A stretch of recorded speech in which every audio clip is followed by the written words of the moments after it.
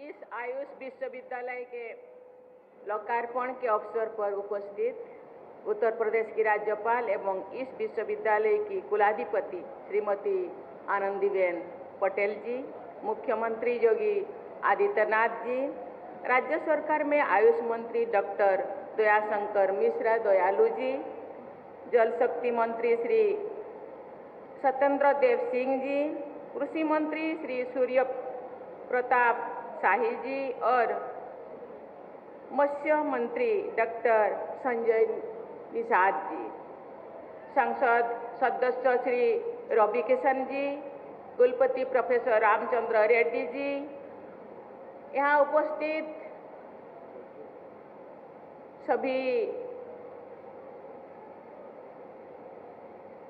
राज सेवक, राजनेतागण, अन्य विशिष्ट अतिथिगण, देवी और स्वजनों, महायोगी गुरु गोरखनाथ की इस पवित्र धरती को मैं सादर नमन करती हूँ। गुरु गोरखनाथ के बारे में कहा गया है कि आदि गुरु शंकराचार्य के बाद इतना प्रभावशाली और महिमापूर्ण महापुरुष भारतवर्ष में दोबारा नहीं हुआ है। गोरखपुर योग भूमि है। गुरु गोरखनाथ ने तो इस क्षेत्र को अक्षय आध्यात्मिक ऊर्जा से समृद्ध किया ही है। ये परमहंस योगानंद की जन्मभूमि भी है। आप सभी भाई बहन ऐसे महान स्थानीय परंपराओं से जुड़े हुए हैं जिनका राष्ट्रीय महत्व है, जिनका पूरी मानवता पर प्रभाव है। ये प्रसन्नता की बात है कि श्री आदिनाथ, श्री वसेंद्रनाथ और श्री गोरखनाथ जी की परंपरा को आगे बढ़ाते हुए गोरखपुर से प्रसारित हुआ नाथ पंथ भारत के कोने कोने में तथा अन्य देशों में भी मानवता के कल्याण में सक्रिय है।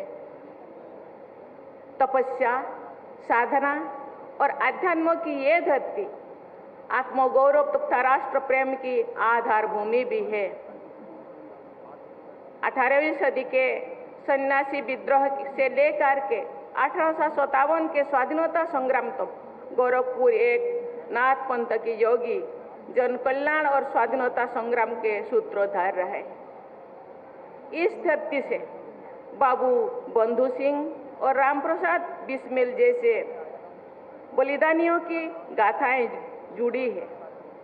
गोरखपुर से जुड़ी ऐसे महान विभूतियों को मैं सादर प्रणाम करती हूँ, नमन करती हूँ। लगभग 100 वर्ष से गीता प्रेस गोरखपुर से ने भारत के जनमानस की धर्म और संस्कृति से जुड़ी रखने का महान कार्य किया है। संस्कृत और हिंदी के अलावा अन्य अनेक भाषाएं में गीता प्रेस की प्रकाशन उपलब्ध है। ओडिया भागवत के नाम से विख्यात अति बड़ी जगन्नाथ दास द्वारा रचित भागवत महापुराण को ओडिशा के लोग बड़े सम्मान से पढ़ते हैं। ओडिया भागवत का प्रकाशन और प्रसार भी गीता प्रेस गोरखपुर द्वारा किया गया है। कल शाम को मुझे श्री गोरखनाथ जी मंदिर से मैं दर्शन करने का मौका मिला, पूजन करने का मौका मिला, तो वहाँ मुझे ओडिया भाषा में गीता प्रेस गोरखपुर द्वारा प्रकाशित शिव पुराण और भागवत की प्रतियां भेंट की गई है। वे पुस्तकें मेरे पास गोरखपुर की अमूल्य सौगात और स्मृति के रूप में सदैव संरक्षित होकर के रहेगा। मुझे ये जानकर बहुत प्रसन्नता हो रही है कि विगत कुछ वर्षों में गोरखपुर में इंफ्रास्ट्रक्चर का बहुत तेज गति से विकास हो रहा है। गोरखपुर इंडस्ट्रियल डेवलपमेंट अथॉरिटी यानी गीडा की गतिविधियों से बड़े पैमाने पर विस्तार हुआ है। यहाँ के टेराकोटा के कलात्मक उत्पादन देश विदेश में निरंतर और अधिक लोकप्रिय हो रही है। ऐसे अनेक उपलब्धियों से यहाँ के निवासियों में निश्चित ही नई ऊर्जा और आकांक्षाओं का संचार हो रहा है। देवी और स्वजनों, भाई और बहनों, महायोगी गुरु गोरखनाथ जैसे विलक्षण विभूति के पवित्र नाम से जुड़े इस विश्वविद्यालय में आकर उनके प्रति श्रद्धा मुझ में और अधिक प्रबल संचार हो रही है। मैं महायोगी गुरु गोरखनाथ जी की पावन स्मृति को सादर नमन करती हूँ। ये विश्वविद्यालय हमारी समृद्ध प्राचीन परंपराओं का नवनिर्मित तथा प्रभावशाली आधुनिक केंद्र है। इस विश्वविद्यालय का लोकार्पण करके मुझे बहुत प्रसन्नता हो रही है। ये लोकार्पण उत्तर प्रदेश ही नहीं अपितु पूरे देश में मेडिकल एजुकेशन और चिकित्सा सेवा के विकास में एक मील का पत्थर साबित होगा। मुझे ये जानकर खुशी हो रही है कि यहाँ उच्च स्तरीय सुविधाओं का निर्माण किया गया है। इन सुविधाओं का लाभ बड़ी संख्या में जनसामान्य को सुलभ होने लगा है। मुझे बताया गया है कि इस विश्वविद्यालय से संबद्ध लगभग 100 आयुष कॉलेज यहाँ की उत्कृष्टता से लाभान्वित हो रही है। यहाँ आयुष पद्धतियों में स्नातक से लेकर उच्चतम उपाधियों के स्तर पर भी शिक्षण एवं शोध कार्य किया जा रहा है, आगे किया जाएगा। आयुष पद्धतियों से जुड़े रोजगारपूर्वक पाठ्यक्रमों की शिक्षा भी यहाँ दी जाएगी। मुझे ये भी बताया गया है कि पारंपरिक चिकित्सा पद्धतियों को अंतर्राष्ट्रीय मानकों के अनुरूप विश्व स्तरीय और स्वीकार्य बनाने के लिए यहाँ शोध कार्यों पर विशेष बल दिया जाएगा। उत्तर प्रदेश के इस प्रथम आयुष विश्वविद्यालय की उत्कृष्ट परिकल्पना और निर्माण को दिशा एवं गति प्रदान करने के लिए मैं मुख्यमंत्री योगी आदित्यनाथ जी को बहुत बहुत धन्यवाद देती हूँ। मैं यहाँ एक बातें कहना चाहूँगी। मैं जो जनसेवा में अपने कदम बढ़ाई, मुझे कुछ लोग बताए आपको अथक सेवाधारी बनना है। अथक मीन्स जनसेवा में थकना मना है। आप थक नहीं सकते, दिन रात आपको परिश्रम करना पड़ेगा।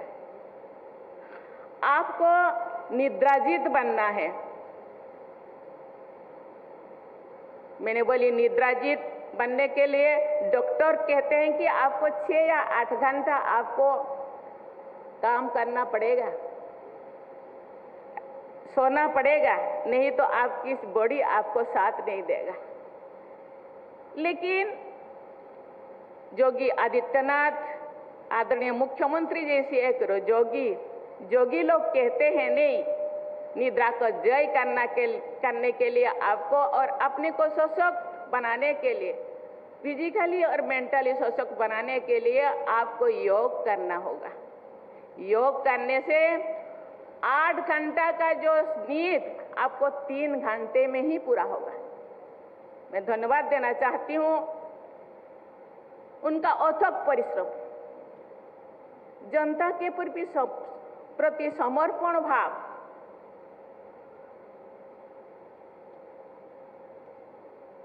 मैं आज इस एरिया में बहुत सारे इंफ्रास्ट्रक्चर सुविधाएं, चाहे स्वास्थ्य हो, चाहे शिक्षा हो, चाहे कृषि हो, हर क्षेत्रों में जनता को समर्पित है। लेकिन भाइयों बहनों, देवियों और स्वजनों, जनता के प्रतिनिधि अथक परिश्रम करते हैं, निद्राजित बनते हैं, जनता के सुविधा के लिए सुख सुविधा पहुंचाते हैं।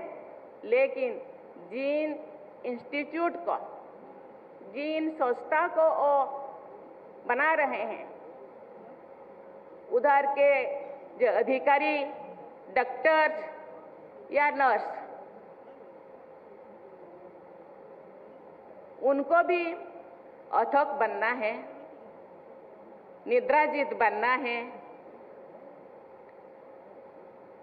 और जनता का सेवा करना है।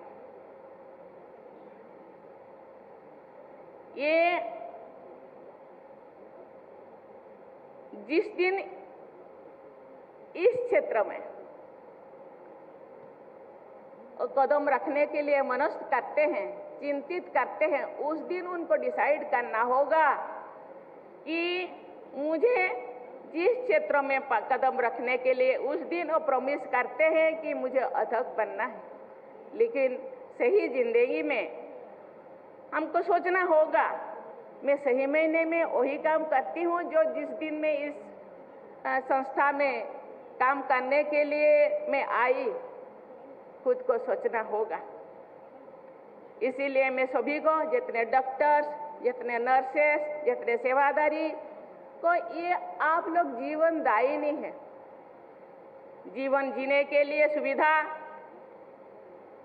जोगी जी जैसे मंत्री जैसे राज्यपाल जैसे संस्थाएं आपको दे देते हैं, लेकिन उस संस्था का जो प्रयोग आपके हाथों हो रही है। इसीलिए क्योंकि हम भी भाइयों बहनों और देवियों स्वजनों, हम भारत की संतान है, इसीलिए हम बहुत ही भाग्यशाली हैं। कहा जाता है कि भारत जोगी ऋषियों की भूमि है। कहा जाता है जोगी और उनके हम दायाद है, उत्तर पीढ़ी है। कहा जाता है जोगी ऋषि 300 साल, 400 साल, 200 साल जीते थे। कहा जाता है ये जो शरीर पंचभूतों से तैयारी हुआ है, जल, स्थल, आकाश, ये जिस चीज को हम अभी लेते हैं, इसीलिए ऋषि बागभट कहते हैं जिंदगी जीने के लिए उसको जो पूछा गया, उसको पूछते हैं कि जिंदगी स्वस्थ रखने के लिए क्या चाहिए। हित भूख, रुत भूख और मित भूख। हितकर, मित और सात्विक। आज जिस चीज को आदरणीय राज्यपाल ने बोले, इसीलिए हमको ध्यान देना होगा। आज हम लोगों के पास संसाधन है, हम लोगों के पास बहुत सारे सुविधाएं हैं, लेकिन सही मायने में हर सुविधा को हम अपने शरीर के लिए यूज करें, यूटिलाइज करें, और जो यूटिलाइज करेंगे हम लोगों का स्वास्थ्य ठीक महीने में स्वस्थ रहेगा। इसीलिए आज जो भी स्कूलें हैं, कॉलेजेस हैं, और सही है, मैं धन्यवाद देना चाहती हूँ प्रधानमंत्री नरेंद्र मोदी जी को। आज इंटरनेशनल योगा डे हो रहा है। योगा केवल एक दिन का नहीं है। मैं मानती हूँ जो योगा है, जो खेती करते हैं, जो जंगलों में काम करते हैं, जो इंडस्ट्री में जो हार्डवर्क करते हैं, उनके लिए योगा आवश्यकता नहीं है। लेकिन जो ऑफिस में काम करते हैं, जो फिजिकल वर्क बहुत कम करते हैं, उनका योगा आवश्यक है। खान पान हर चीज का जो सही परिमाण होना चाहिए। इसीलिए भारत के वो पूर्वजों मुनि ऋषि, उनका हम दायाद कहता है, हम उत्तर पीढ़ी कहलाते हैं, तो उनका मान रखना है।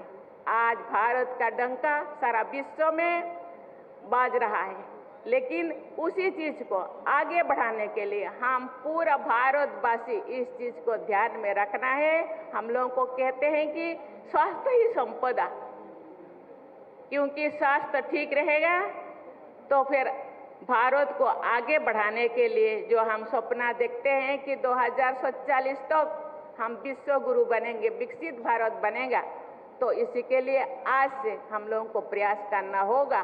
और इसी संस्था वो एक माध्यम होगा, और जितने भी संस्थाएं, एजुकेशन संस्थाएं हो, इंस्टीट्यूशन हो, या हेल्थ इंस्टीट्यूशन हो, या कोई भी इंस्टीट्यूशन हो, वो उसका माध्यम है। जिस चीज को यहाँ के मुख्यमंत्री और बहुत सारे मंत्रियां ये हम लोगों के लिए सुविधा दे रहे हैं।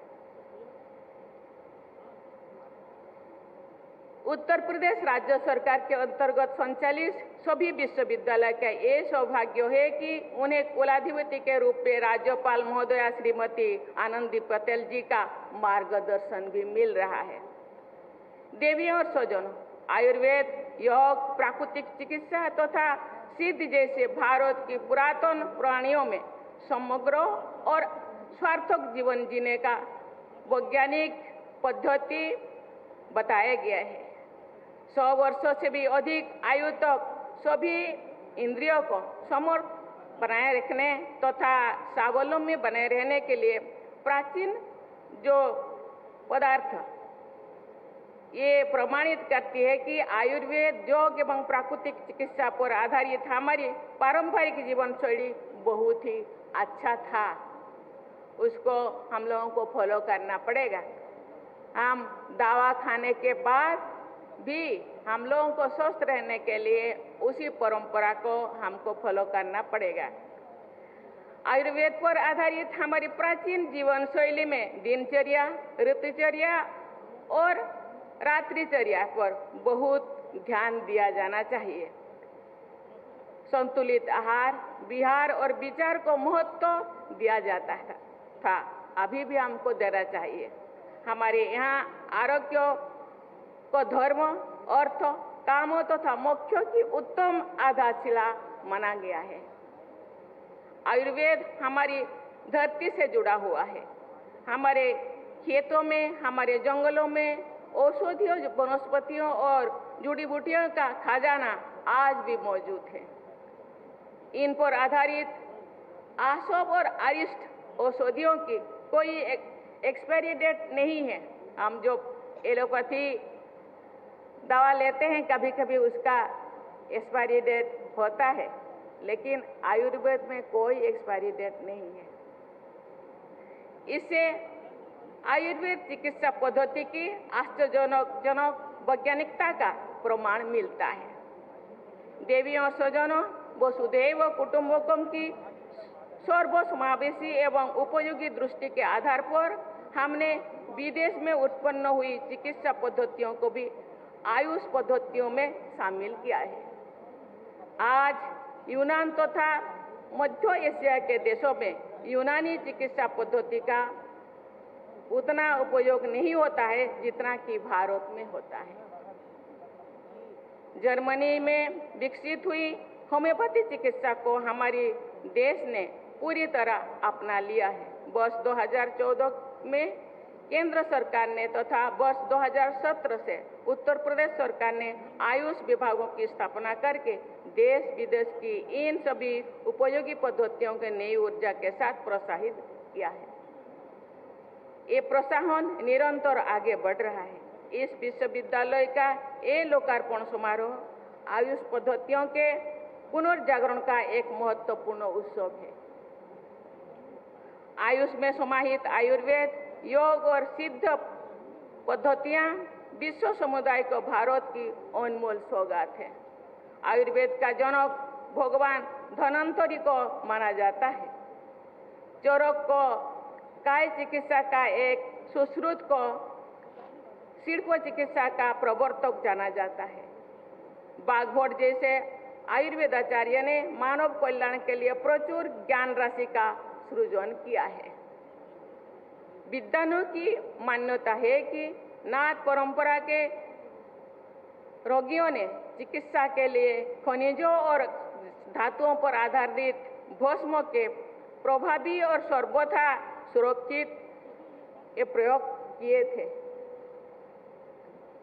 हठ योग की प्रतिष्ठा करके महाजोगी गोरखनाथ ने राष्ट्र के समग्र पुनर्जागरण को कार्य किया है। उसका प्रभाव अद्वितीय भी है।